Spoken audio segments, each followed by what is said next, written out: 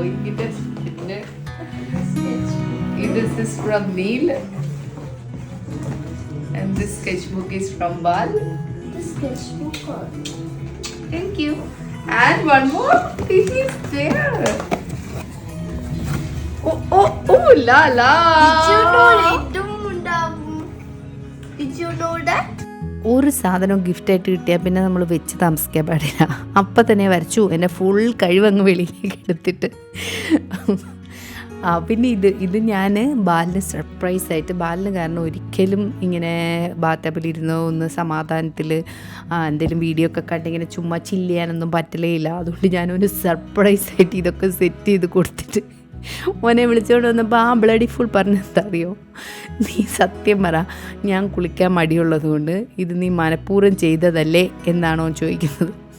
ഓനത് അങ്ങനെയാണ് പോലും ഫീൽ ചെയ്തത്. അത് പറഞ്ഞിട്ട് ഞങ്ങൾ ചിരിക്കുന്ന സമയമാണിത്. പിന്നെ അത് കഴിഞ്ഞപ്പോൾ ഞാനും നീലും, എൻ്റെ ഡെക്കറേഷനിലെ സന്തത സഹചാരിയാണ് നീല്. ഭയങ്കര ഇഷ്ടമാണ് ഓനിങ്ങനെ ഇങ്ങനത്തെ ഡെക്കറേഷനൊക്കെ ചെയ്യാൻ, എന്നെ സഹായിക്കാൻ. ഇനീഷ്യേറ്റീവ് എടുത്ത് ചെയ്യുന്നല്ല, പക്ഷെ സഹായിക്കാൻ ഭയങ്കര ഇഷ്ടമാണ്. പിന്നെ ഇതാണ് രാവിലെ എനിക്ക് ഒരു ഗിഫ്റ്റ് തന്നു. ഇപ്പോൾ വൈകുന്നേരം ആയപ്പോഴാണ് ഞാൻ ഓർക്ക് ഗിഫ്റ്റ് കൊടുക്കുന്നത്.